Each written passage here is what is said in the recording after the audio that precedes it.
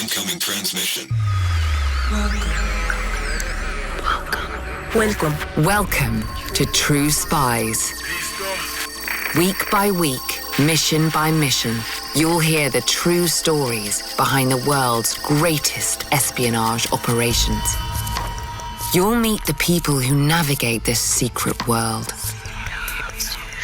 What do they know? What are their skills? And what would you do in their position? This is True Spies. So he leaned across, he said, "I warn you, these men are bloodthirsty killers, and that is why I chose you for the case." Well, my vanity was tickled for sure. This is True Spies. Episode 105, Undercover in the Old West. In the American West of the 1880s and 1890s, catching criminals and bringing them to justice was famously the job of sheriffs, posses, and bounty hunters. But there was another way in which villains could be caught, through the work of private detectives, working undercover and gathering evidence for paying customers. Men able to blend into the frontier outlaw culture, while all the time working on the side of law and order. Or at least something close to it. Late at night, I did have a habit, when short of recreation in some of the less refined saloons, of climbing up on the bar and howling like a wolf. One of the most successful and notorious of these was Charlie A. Siringo, known as the cowboy detective. Declaring to all who might be interested that I had two sets of razor-sharp teeth, one for digging up graveyards and the other for tearing up human flesh. Well, it certainly helped to relieve the monotony of the frontier life.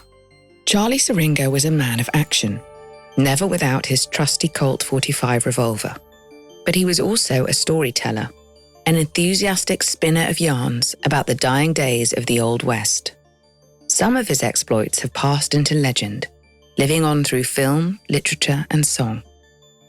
What you're about to hear is a recreation inspired by Charlie Siringo's memoirs and the writings of others about him.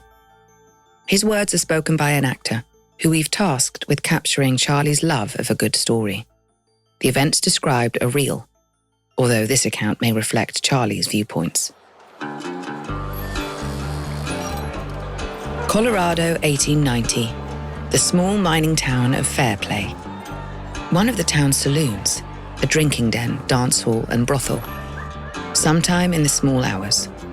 I'll tell you, uncouth behavior is sometimes required in the detective's line of work. In order to persuade the bad man to drop his guard, you gotta convince him first that you're one of his kind too, not somebody you want to mess with.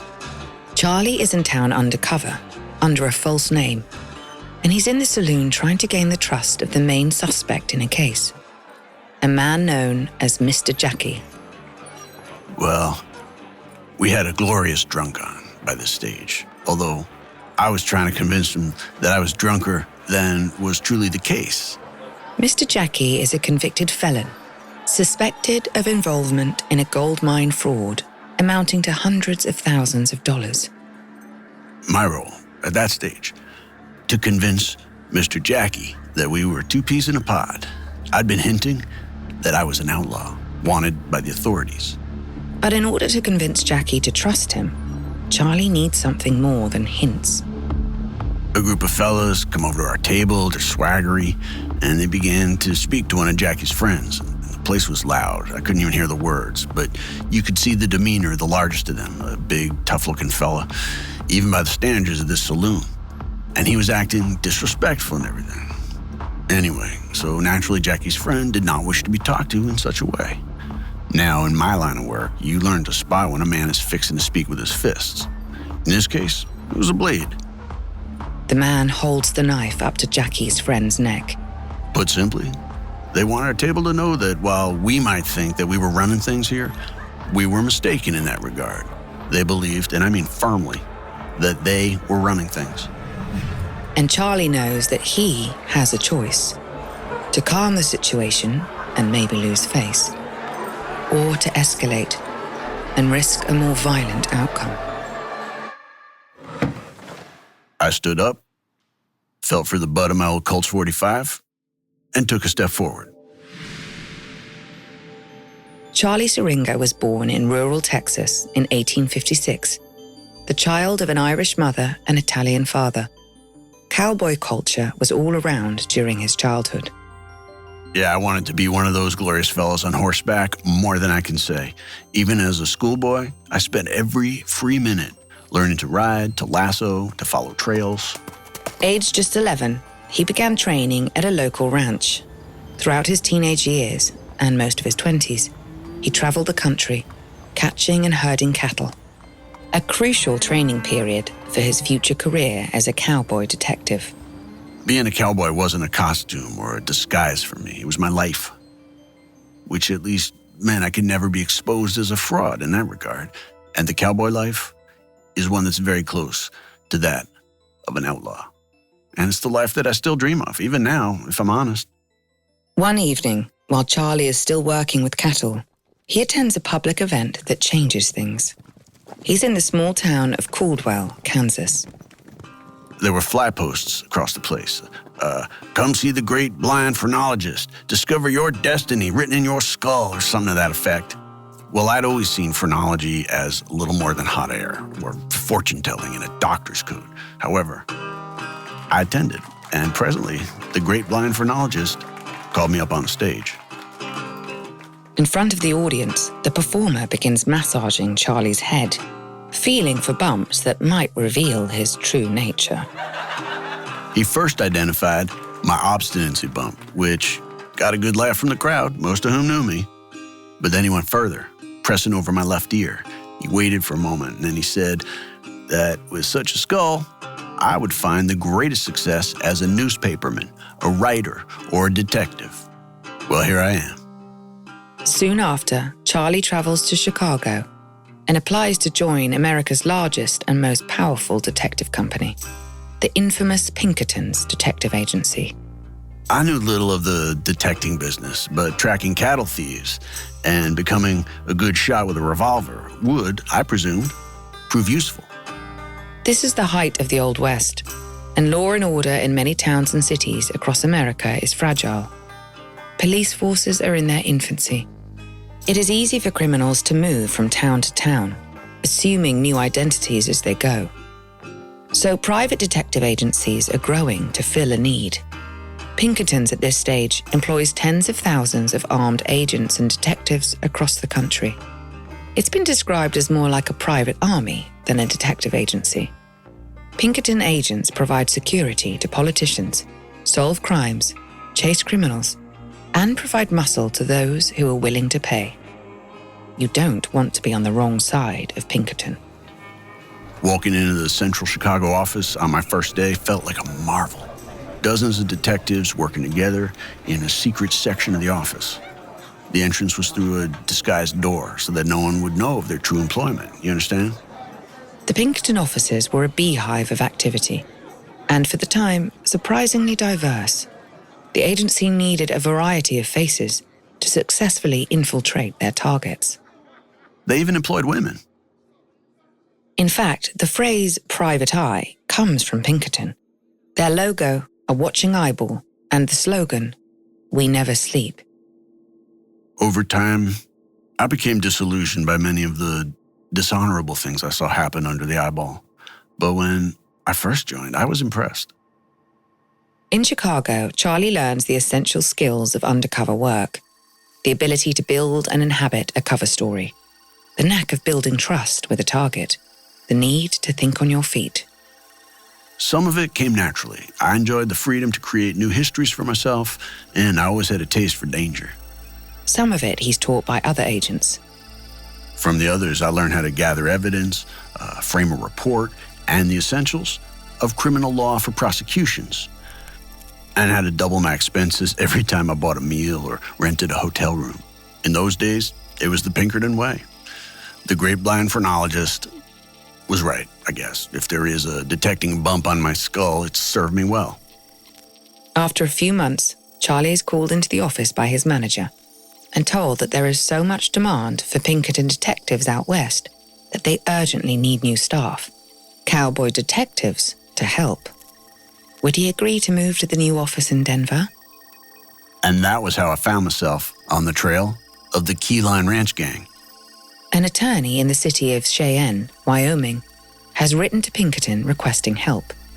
A large group of suspected outlaws are known to be living at a remote ranch on the Laramie River. And amongst them is believed to be an escaped murderer, Bill McCoy.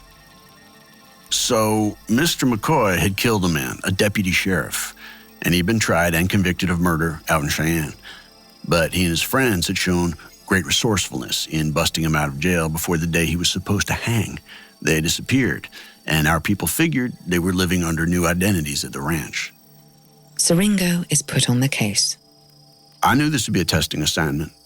He would have to live among his targets for some time, far from any support from other Pinkerton men. If he was discovered, he would be on his own. They were going to be on their guard. 3 agents from a rival detective agency already tried to infiltrate the gang. They'd been rooted out, and they escaped with their lives just about.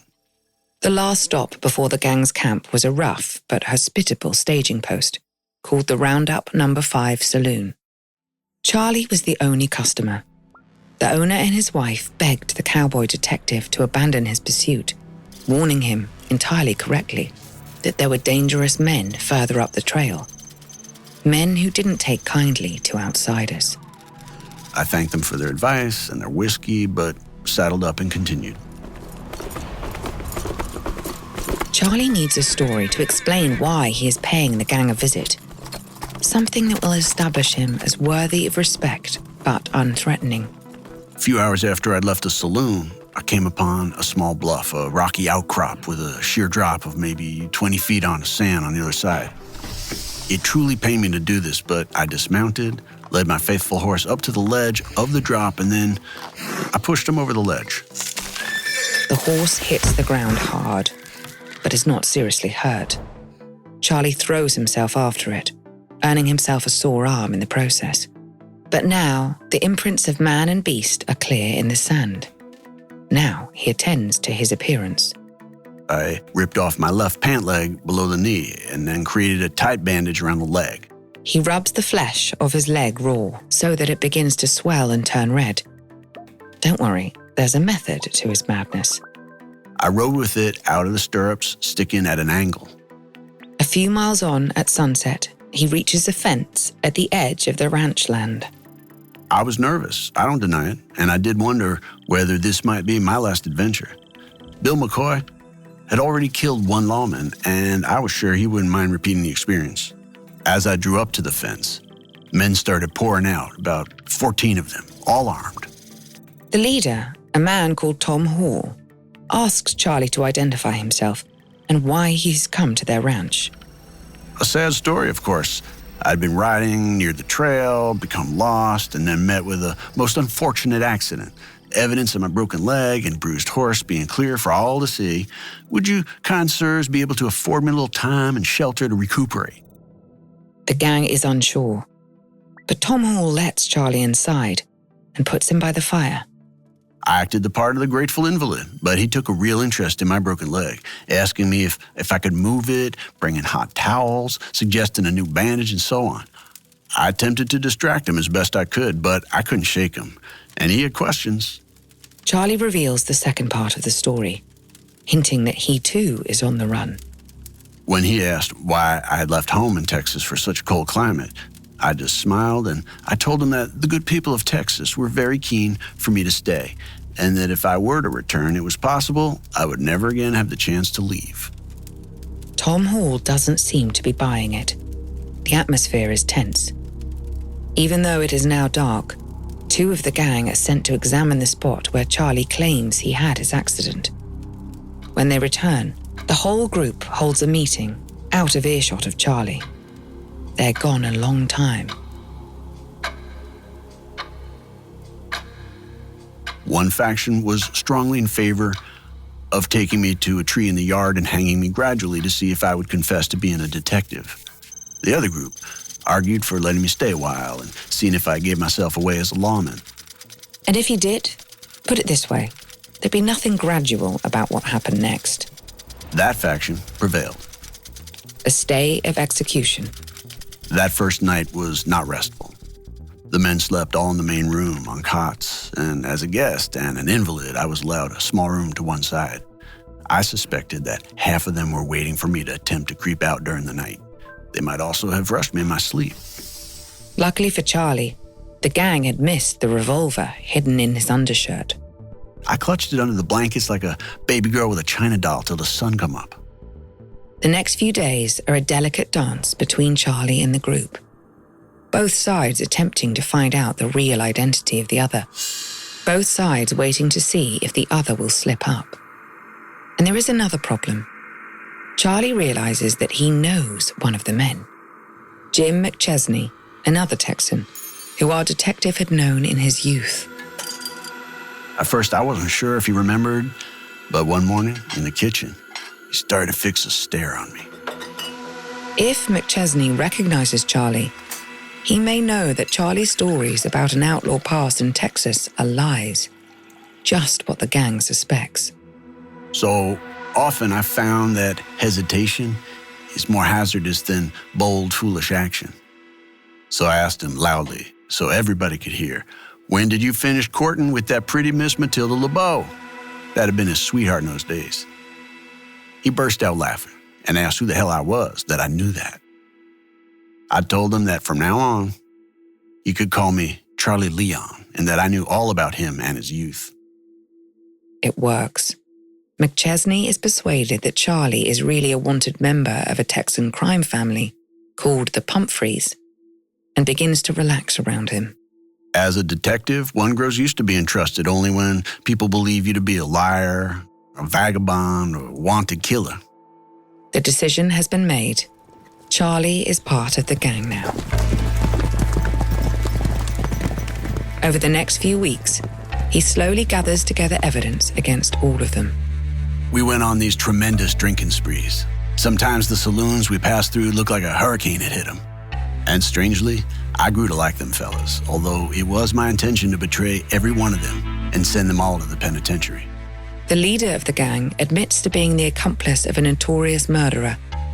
Others confess to taking part in robberies and jailbreaks. But I discovered that my true prey, Mr. Bill McCoy, the sheriff killer, had already run off down to New Orleans. The gang was in correspondence with him, and they heard that he was planning to leave for Buenos Aires, Argentina. During drinking binges, Charlie often slips away to a hotel to write and post reports to Pinkerton head office. I invented a girl in town who I was most attached to and would need to visit until daybreak while they were out carousing. And on one evening, I decided it had come time to elope with this irresistible sweetheart of mine. I left the gang at the bar, rode to the station, and hopped on the next train out of town. A few days later, at daybreak, the ranch is surrounded by a posse of over 100 men, led by local law enforcement. Every man in the gang is taken away in irons. Tom Hall is heard cursing Charlie's name. I had a job to do, and I did it well.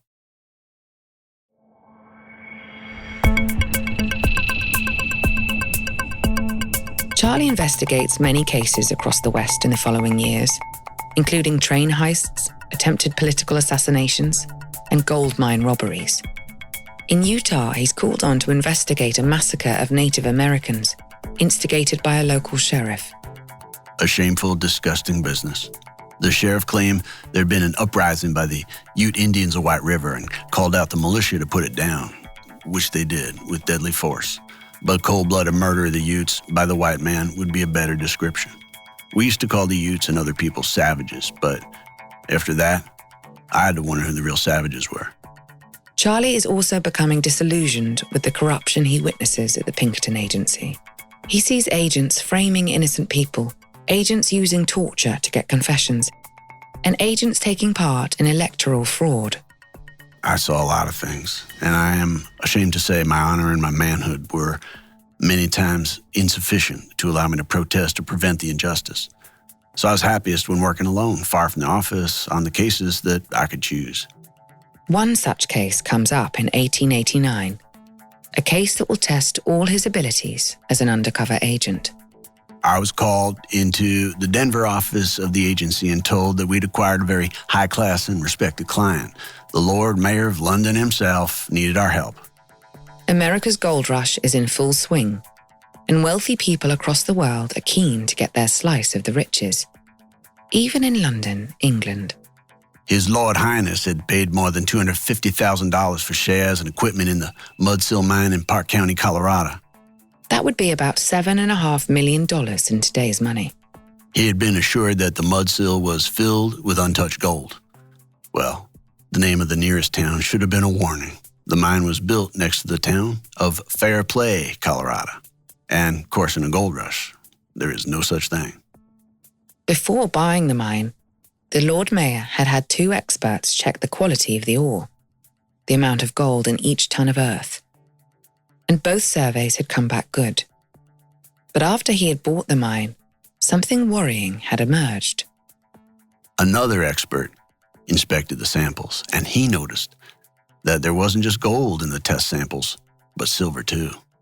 Either the Lord Mayor has accidentally bought a silver mine as well as a gold mine, or someone had been tampering with the test samples to make them look more valuable, a process known as salting. My job was to secretly investigate whether the mine had been salted, and if it had been, to catch the culprits. The situation was made doubly sensitive by the fact that Mr. Pinkerton, Charlie's boss, had a close relative with an interest in the mine. Charlie assumes the false name he has used on other cases, Charlie Leon, and just as with the ranch case, he builds a cover story as a wanted man from Texas. The owner of the mine has been in London negotiating the sale, but Charlie learns that that man has a local agent, Mr. Jackie. Now, Mr. Jackie was not the kind of fellow you would take for high tea and crumpets at Buckingham Castle. He was what we call a bad man. He carried a pistol openly on his belt at all times and was feared and loved in equal measure by local bartenders. His entourage also enjoyed the benefits of his reputation. I suspected, strongly, I would need to earn a place in Jackie's circle in order to crack the case. Things start badly. The owner of one of the town's saloons recognizes Charlie from his cowboy days and nearly breaks his cover. I had to impress on him that I was now Charlie Leon and that it would be best if he forgot the name Charlie Siringo entirely. Then Charlie's work-life balance becomes a liability. I knew this would be a long case, so I'd arranged for my wife Mamie and our little daughter Viola to move into lodgings near the town. But for discretion and safety, Mamie was introduced as the niece of a friend. We let people know we were courting, all very romantic, you know. That story came under question when Viola started calling me Papa in front of the landlord. I couldn't be sure how long it would be until my story was fully exposed. All of which explains the choice that Charlie faces that night at the dance hall in Fairplay, the incident that began this episode. He's drinking with Jackie's group when a rival gang enters the bar and puts a knife to Mr. Jackie's friend's throat. Charlie's choices in that moment being to de-escalate or to risk a gun battle to prove himself to Jackie. What would you do? As I said, bold foolishness is often the wisest course. I stood up, felt for my .45, and took a step forward, and struck the man quite brutally across his nose with the butt of my revolver. The assailant drops his knife, raising his hands to his face, which is now bleeding profusely. No one reacts for a moment. Then, the situation became confused, fists and bottles flying freely in the brawl. One of them dealt me a good punch to the stomach and I doubled over in front of him. As I went down, I saw he was reaching for his pistol. But Charlie is quick. Before the man can raise his weapon, the cowboy detective's .45 is pointing at his face. He froze, and so did his friends after a moment or two. I pushed them back on the point of the Colt towards the door and indicated that he and the rest of his gang should leave, depart, scram, which they did. We were quite the heroes after that. But a few hours later, the girls of the establishment heard word that the same group was returning even drunker, along with reinforcements and ammunition. The ladies insisted that Jackie and myself should lock ourselves in the saloon cellar for our own protection. I protested, saying I wanted to fight every one of them hand to hand, but I was secretly relieved when the ladies insisted. They let us out the next morning. By which point, Charlie's relationship with Jackie has deepened. Well, I was alive, and Mr. Jackie was now convinced that I was a ruthless outlaw just like himself. He saw me as a brother. A number of the townsfolk warned my sweetheart Mamie to steer clear of me as a ruffian and an associate of dance hall girls after that. Prudent advice, no doubt. The rest of Jackie's gang remained suspicious of Charlie, however. So he decides on a new strategy. I was convinced that he had salted the mine, or at least knew the full story. But with his boys around all day watching me, I was never going to hear a confession. I needed to get him on his own. So I suggested that we enter business together as prospectors and travel alone for a few weeks, trying our luck with this gold business. Most unwisely, he agreed. The trust building is complete. While they are camping out on the mountains, Charlie takes on the job of collecting Jackie's mail from a local town. His boys are still writing him, warning him that I might be a detective. Charlie created his own special mailbox for this correspondence, a hole in the ground, covered by a rock. So he never saw a word they wrote. And gradually, round the campfire, the truth comes out.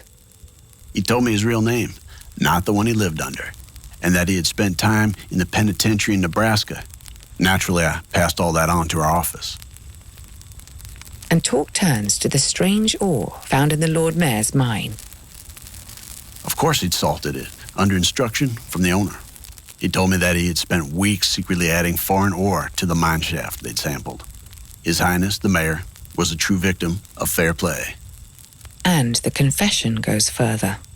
This wasn't even the first time. Years earlier, they'd sold the same mine before to a gentleman from Cincinnati who also fell for the trick. That man sold it back to them at a loss of tens of thousands of dollars.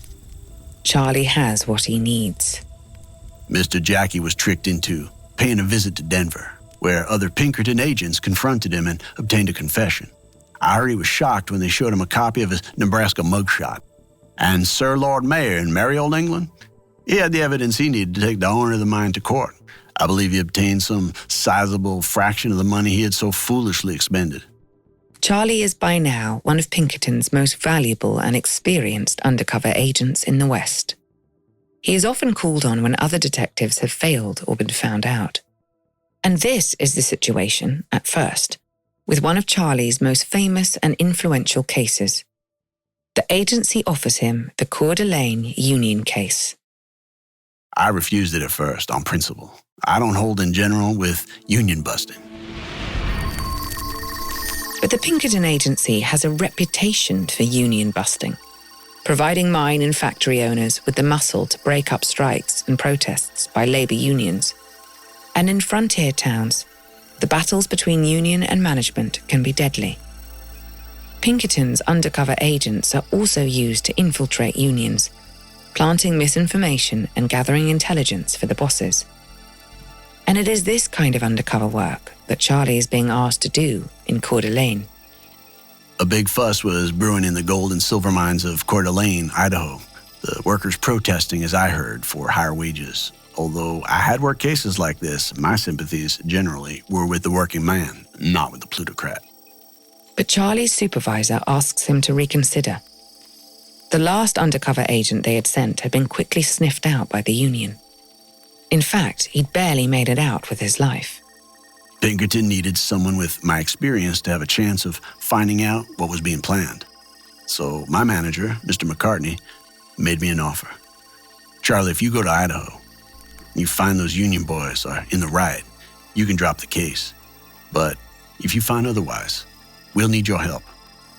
A few weeks later, Charlie arrives at the small mining settlement of Gem, near Coeur d'Alene, posing as a manual laborer. The mining company fixes the books so that he is offered a job close to senior union members. I kept my head down for a while, then joined the union, and after a couple months, rose to become recording secretary, a useful position because my presence was needed for every meeting where plans were being laid. In the Old West, joining a labor union requires a certain commitment. In the initiation ceremony, I swore an oath that I was willing to bleed and die for the sake of the Honorable Gem Miners Union, and that if I betrayed my brothers, death would be my justified fate. And these are not idle threats. What Charlie sees in the town shocks him. The union leadership is preparing for a full war with management. They begin systematically targeting scabs, non-union members working in the mines or living in the town. The leadership have a policy of publishing the names of scabs who are suspected of disloyalty and then marching them out of their homes. You'd hear handbells ringing and this cacophony of spoons on frying pans through the streets. That was a signal that a scab was being expelled, often with a weeping wife and young family in tow. Union members came out on the street to abuse and spit on them as they went by. At that time, it was winter, and the union would march them to the edge of the town in the snow with no provisions and tell them to start walking to the next settlement, 30 miles away. A few gunshots overhead to encourage them on their way. I no longer had doubts about the justice of my employment. As usual, Charlie takes care to drink with the leaders and to build his reputation as a tough man to be trusted. He finds out that the union is planning to declare its war formally in the spring, and that a secret death squad of union members has been put together to kill any traitors in the town suspected of opposing the union. My official job was now drinking whiskey and watching Anarchy grow, but by night I had to write reports and convey them to the agency. The nearest post office out of union control was a few miles away. Used to have to walk out there before dawn so I didn't get suspicion. And when the union officially declares its war, the mine owners are ready, thanks to Charlie's reports. Several hundred armed scabs are brought in by train to occupy the mine. It's a standoff, hundreds of men on both sides, and the question is raised, who tipped off the mine owners? An all-hands union meeting was called to discuss the issue of the traitor in our midst, and naturally, as recording secretary, I was expected to attend. Charlie knows to expect trouble. A few days before, a union member who I was friends with warned me that I was suspected of being the spy. I thanked him for his advice. Of course, Charlie's friend didn't believe a word of it. But, as he explained, Charlie had been seen mailing too many letters and was too recent a recruit for suspicion not to land on him. The day of the big union meeting arrives. On the day, I made sure to have my old Colts 45 tucked in my undershirt and my Bowie knife. But if it came to that, it'd be a question of hundreds against one. Any attempt by me to go out fighting would be purely a matter of honor. The union president introduces the session and then hands off to their appointed investigator.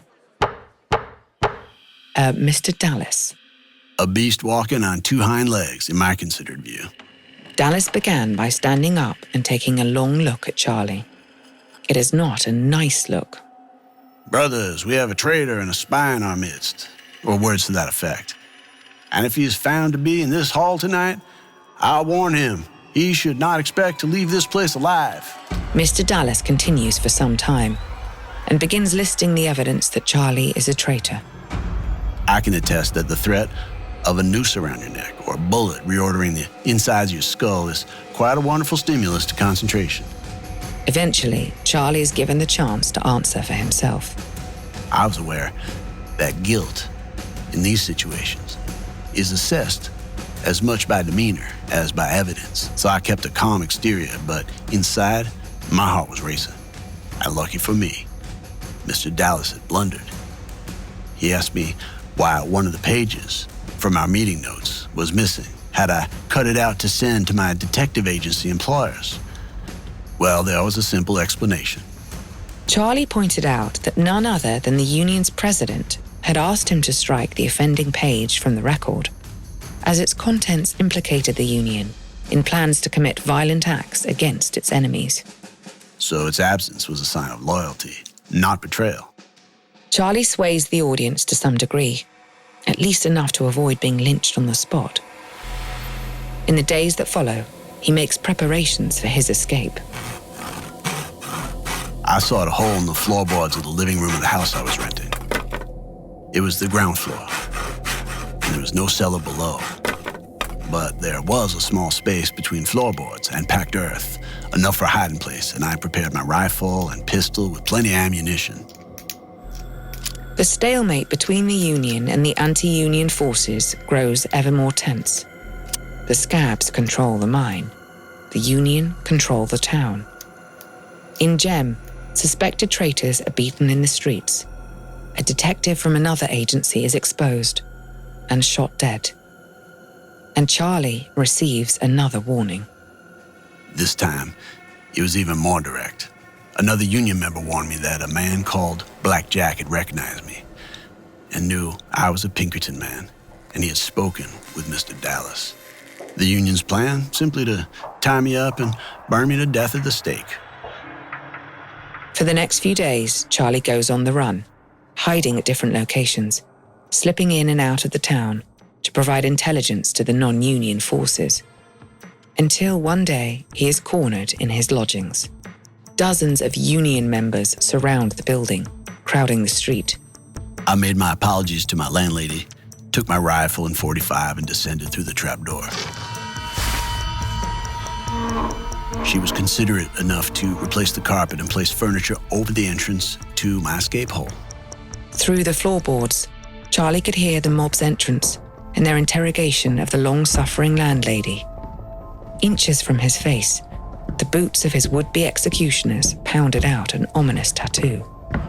God bless her, she stayed firm. She gave them no clue as to my location. There is a problem with this hiding place. Charlie has not thought to create an exit. I surveyed my position. There was a chink of light coming from the side of the building facing the street. Crawling forward on my belly, I realized that there was a small space about a foot high underneath the boardwalk in front of the building, and that this boardwalk continued in front of all the buildings in the street. By crawling through this space, Charlie is able slowly to move along the main street. Through cracks, I could see the crowds waiting in the street, hoping for me to be dragged out. At one point, I even had a clear line of sight through the boards to Mr. Dallas, sitting with his shotgun.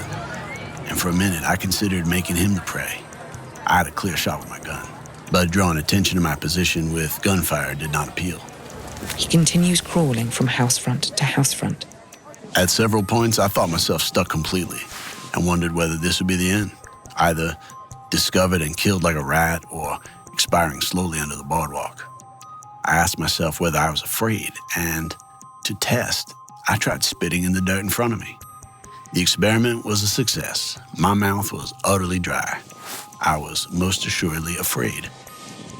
Eventually, he reaches the saloon on the corner of the street, where there is a gap in the planks at the back of the building.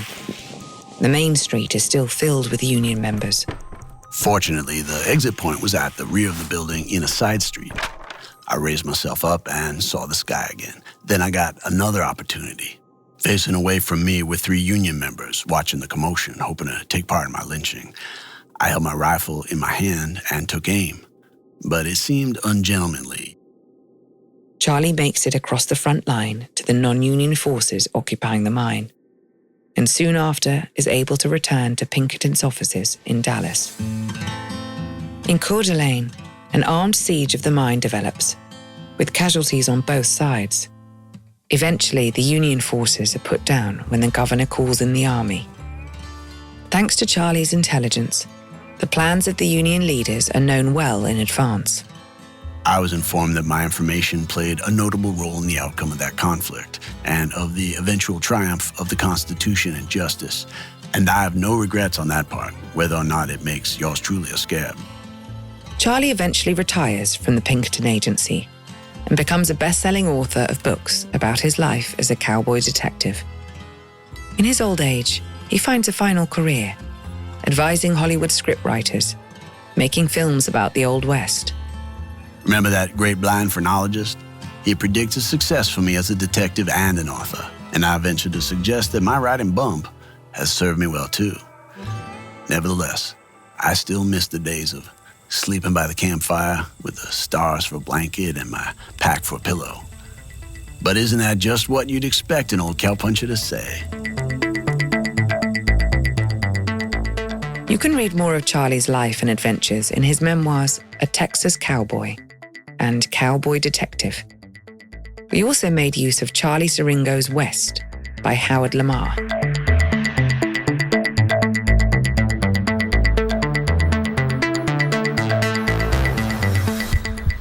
I'm Vanessa Kirby. Join us next week for another full-throttle encounter with True Spies.